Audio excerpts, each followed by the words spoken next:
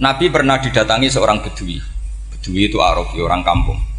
Minta sama Nabi, karena Nabi itu udah orang kaya, tentu kira-kira saya bayangkan ya dikasih 50.000 atau 10.000. Si Arabi ini tidak terima, dan tidak terima ngomong di depan umum. Ketika Rasulullah tanya, apa saya sudah baik sama kamu? Kata si Arabi tadi, tidak. Karena kamu kikir hanya ngasih saya segini. Sahabat hampir marah saja karena Nabi tersinggung. Tapi Nabi lalu mengajak orang itu ke dalam rumah. Kira-kira kalau Indonesia mungkin ditambah 200.000 atau 300.000. Kemudian, apa ini cukup? Ya cukup. Kamu sudah puas? Ya puas. Fajazakallahu min ahlin wa asyiratin. Dipuji-puji Nabi. Kemudian kata Rasulullah, ayo kita keluar. Keluar nemuin khalayak begini. Khalayak rame.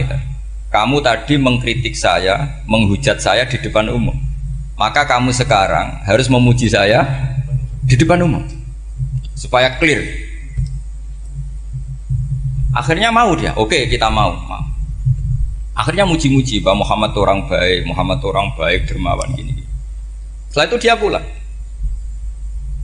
Hebatnya Rasulullah ketika pulang kata Nabi begini, sabda Nabi begini.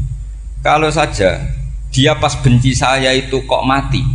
Saya ulang lagi. Kalau saja dia pas komentari saya buruk tadi kok mati, maka dia mati sebagai min ahlin nar karena berstatus pencaci maki Nabi.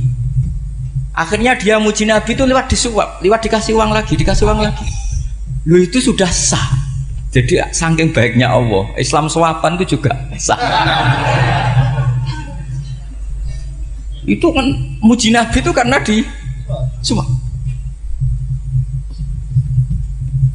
Makanya ini penting. Sehingga dalam khazanah Islam itu memang agak aneh-aneh.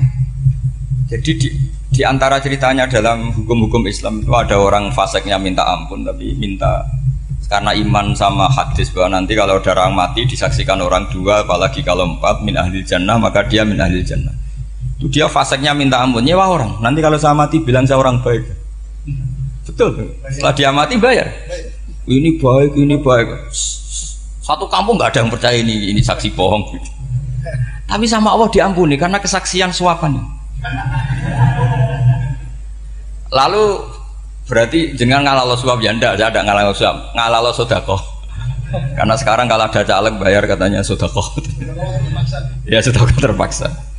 Ini penting saya utarakan karena apa? Allah itu menilai itu tidak sama dengan pikiran kita. Makanya kubu sebelah ini terlalu ekstrim, memaksa Allah berpikiran kayak dia. Satu karena kurang ngaji.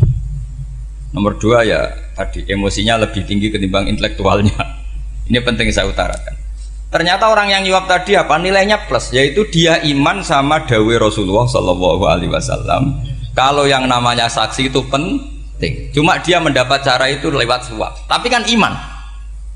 Iman kalau dawai Nabi itu benar. Kalau ada saksinya pasti min ahlil jannah. Terus dia nyari saksi harus dibayar. Sekarang sama, iya 1 juta. Sekarang saya tanya di KPPS atau di mana-mana saksi pemilu itu dibayar enggak? Dibayar sah apa enggak? Sah. Jadi kadang kebenaran itu harus dibayar.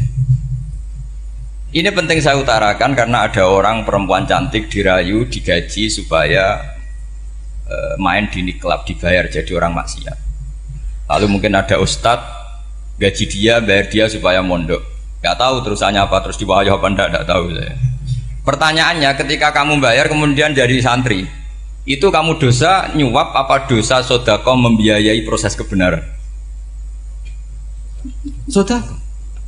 Tapi kalau yang bayar untuk jadi pegawai niklab maka membiayai kemaksiatan. Maka pembiayaan ini penting secara fikih. Arahnya kemana? Ke hak apa ke batil? Sehingga di Fathul Mu'in diterangkan misalnya ada orang layak jadi pemimpin dan kemudian rivalnya itu orang yang menyesatkan atau calon perusak bangsa, ya maka calon pemimpin yang soleh itu wajib berkompetisi meskipun bibadlil mal. Karena kalau yang memimpin orang fasik kampung ini rusak. Kalau yang memimpin orang soleh kalau nggak bayar juga nggak jadi, maka wajib bayar. Lah yang soleh bayar ini berstatus sedekah, tapi yang batil ini berstatus suap. Kenapa demikian? Karena yang namanya riswah atau ada yang baca ruswah adalah pembayaran untuk mengehakkan barang batil dan membatilkan barang hak. Sementara pembiayaan orang soleh adalah untuk memperkuat Nah orang tuh nggak tahu, yang ngajinya ndak hatam-hatam tuh taunya pokoknya ar-rosi wal murtasi benar. Tapi nggak pernah mikir lalu definisi riswah atau ruswah itu apa. Ini bukan provokasi supaya semua calon bupati gubernur nyuap, ndak, hanya nyuruh mereka sedekah saja. Jadi kalau nggak jadi, tapi sedekah betul ya, kalau nggak jadi ya tetap ikhlas, mau dari awal memang sedekah. Nah, soal gremeng ya bawaan manusia gitu ya. Ya nggak apa-apa, namanya tetap.